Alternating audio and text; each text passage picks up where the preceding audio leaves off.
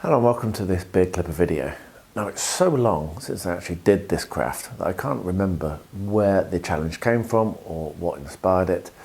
But this is me making use of random waste supports from 3D printing to make some crazy kind of diorama terrain piece. I'm not entirely sure what, but it was a lot of fun and hopefully it might be a bit inspiring. So I've decided to edit together the build video and put it up here, just in case anyone finds it fun and enjoyable. Do let me know what you think in the comments below. If you enjoyed this, if not, either way, any comment is welcome. I love reading them and I do reply to all of them, so don't be shy, do say hello. So yeah, I hope you enjoy the video and I will see you again at the end. So the challenge here is to make something out of an old 3D printed supports. Now the funny thing is this is actually going to be entered into a contest which has been run by Joe, who runs the Encounter Terrain one that I do enjoy so much and do every month.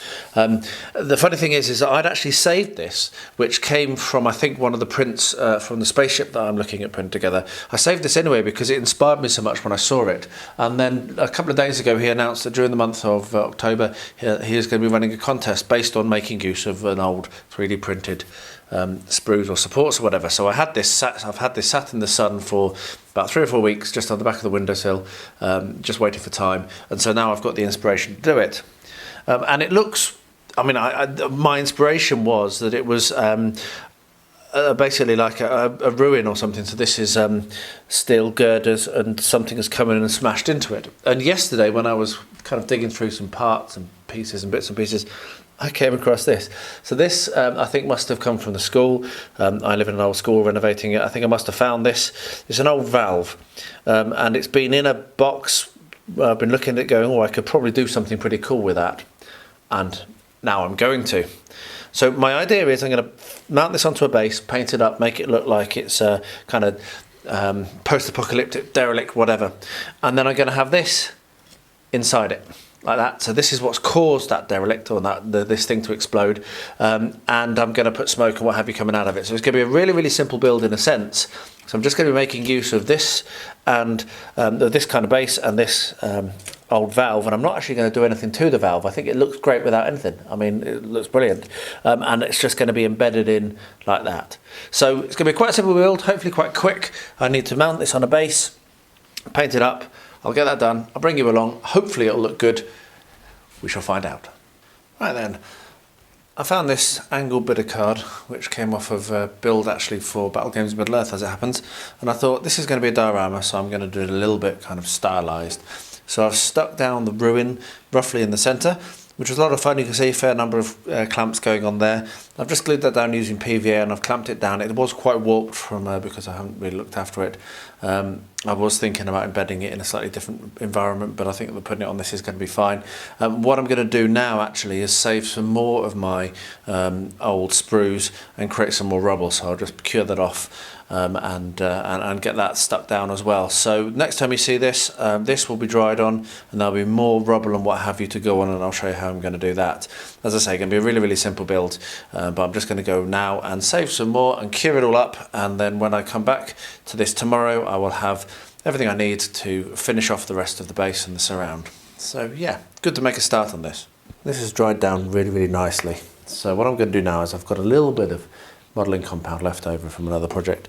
So I'm just going to come along and use it to kind of blend in that edge a bit. So I don't have very much, but I don't need very much. So what I've done is I've once again clamped down the card just so that it doesn't warp, which works really, really well. I may need to clamp it a bit more than I have, but I will do that once I've finished putting all of the compound on, because I need to have access. And also I don't know exactly where the compound's going to go just right now.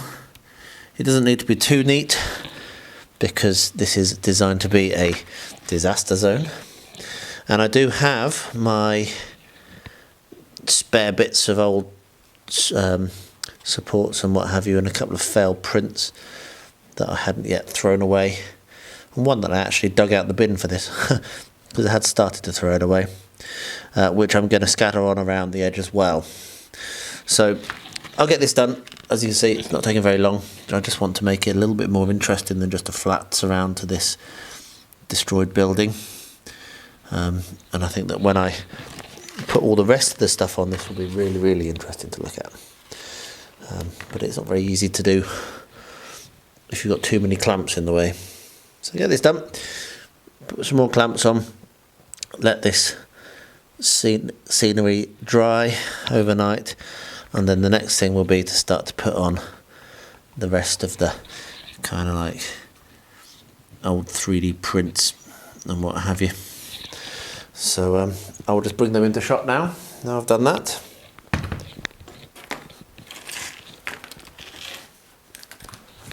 So there we are, this is the valve as I've said, and then I've got some like miniatures and a bunch of old stuff which I just chucked into the curing machine for a while and left. So I'll let the modelling compound go off. I might clamp it again a few more times just to make sure it really doesn't warp, because I really don't want it to. I may end up sticking this to another base afterwards anyway to really kill the warp. But for now, yeah, let that go off overnight and then come back to it tomorrow.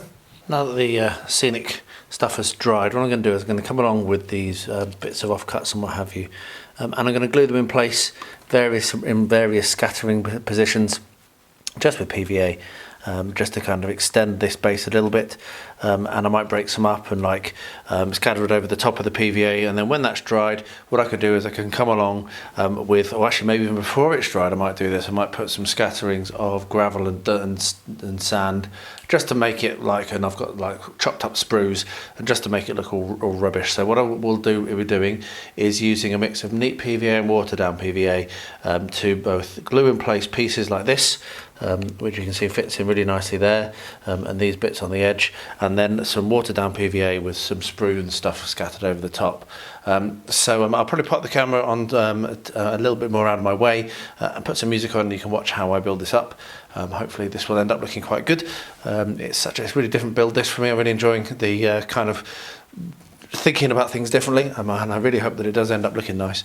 But either way, it's all waste stuff that was going to be binned, so what's the loss?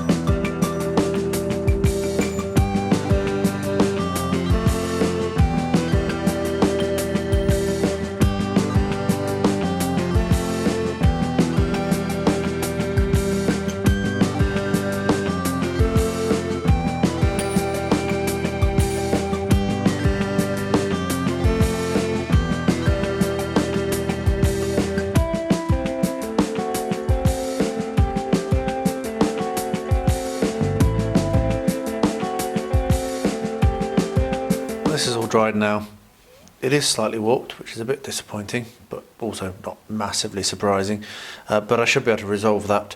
Yeah, I mean, it's only cardboard, so what I might do, like I've said before, I might stick it down to something, but you can see just with a little bit of kind of bending it goes back, so that's okay. So what I'm going to do now is, against my normal principles, I don't normally do it, but I'm actually going to go and use aerosol, spray that all black, because that's going to give me something that I can then work with. So I'm going to go do that, and then when that's dried, we'll come back and then we'll look at finishing this off, because this isn't far off where I want it to be. I'm pretty happy with how it's going so far. It's a really interesting look, and if we have a look at this, and Thaco from Thaco's Cave, Rod, thank you Rod, has said that he thinks this is something from an old radio or an old TV, so that's pretty cool. I found it in the school when I moved here, when I arrived, so that's pretty cool to know. So that's going to come in and be blasted in down at this angle here, so you'll see it's coming like that, and there might be some other bits and pieces I add on, but that certainly is the idea, and then maybe some smoke. But the first thing is I'm going to go and paint this black, so let's get that done. So I've painted it, as you can see, and I've been staring at it and I'm umming and ahhing about whether it needs some more texture. There's a lot of flat areas around it, and these shiny areas where the glue was that's been picked up by the spray paint. I'm just not sure. Having said that, this is a diorama, and so having it emerging from a flat plane kind of brings it away from reality, puts it into that kind of diorama world where, you know, it's not supposed to necessarily be real. It's an impressionistic piece. That's the word I was looking for. So I'm going to stare at it for a little bit longer and make that cool. But the next step, whether I add some more in the same technique or not, which I might do, I might not, the next thing to do is going to be the detail painting. And so I'll bring you along when I come to that. I'm not sure. I'm going to think about this for a little while and make my mind up as to whether I am going to add some more texture. But I'm pretty pleased with how it's looking. I think it's, I mean, it's rubbish, isn't it? It's all stuff I was going to throw away. And yeah, I think it's looking pretty awesome for that. I've thought about this quite a lot, and I've decided that I'm not going to add any more texture. I'm actually going to leave it how it is. What I am going to do is make use of these 4 colours and maybe some more to put some colour on it. Now, I'm not going to film that because I really don't know how I'm going to do it, so I just want to kind of go at it over maybe 2 or 3 days even, just a bit at a time. But I'll bring you back when it's done. The idea is to really make it pop. I don't want it to be too black and dank and dark.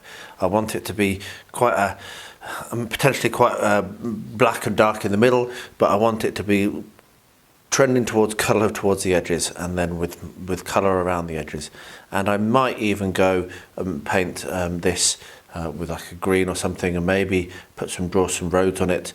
I want to start giving a sense of scale, because this is a huge area. These are office blocks that have been, you know, disintegrated, and this isn't. So there might be a road coming in here, and there might be a road along here or something, and that will start to give the sense of scale. So anyway, that's the idea I've got. So I've got these 4 colours which I've picked out now. I'm going to sit down for a bit, watch some YouTube videos, and paint this up a bit. And like I say, when it's finished, when it's done, or if I've got anything to explain, then I'll bring you back. But it might be that I just the next time you see this, it's pretty much done, and I'm ready to start gluing in my projectile, which is going to go in here. Really enjoying this. Such a different kind of project to what I've done before. So thanks to Hallo, I think, is it Hallo? I'll go Halot, whatever how you pronounce, and Joe from Encounter Terrain for coming up with the contest, which sparked me to actually pull this, which I'd saved anyway, and get it done sooner rather than later. It might have just sat on the side for months and then been binned when I forgot what I was going to do with it. So it's really nice to have actually got some progress. You can see I've made some progress on this. I've painted in the grass and a couple of roads. Really pleased with how it's coming out, actually.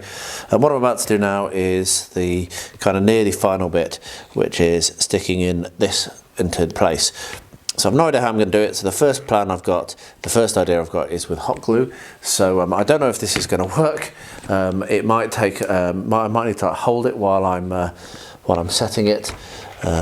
So because I wanted it at an angle, and I'm not really going to be able to get in there to support it. So it's a bit of a difficult access, to be honest. Hopefully my hot glue is heated up. It has. I don't use hot glue very often, but in this case I really don't want glue with colour on it. So let's see if this is going to work.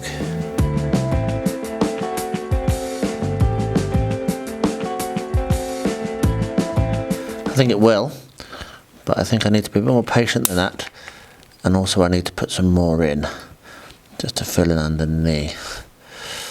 The problem with hot glue is the stringy bits,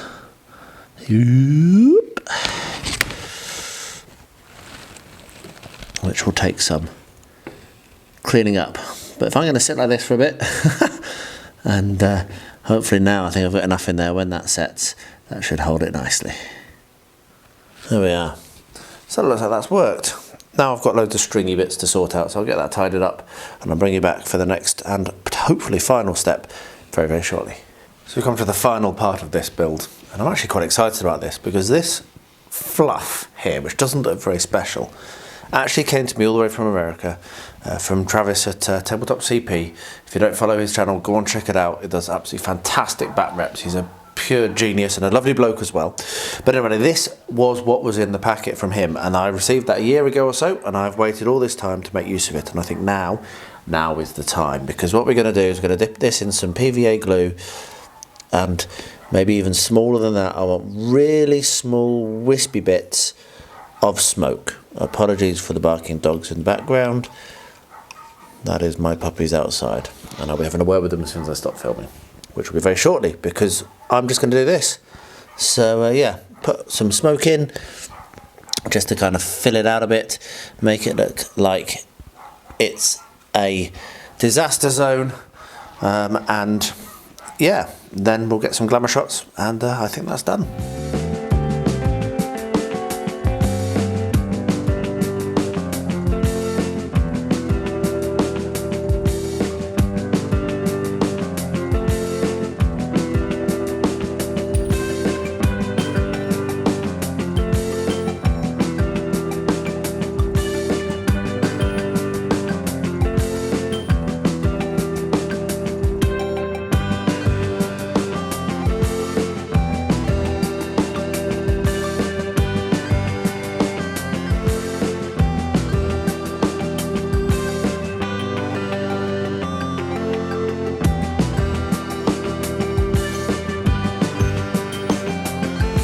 Well, there we are. That's what it looks like. As I said, it's some kind of crazy kind of sci-fi, maybe at a very, very small scale.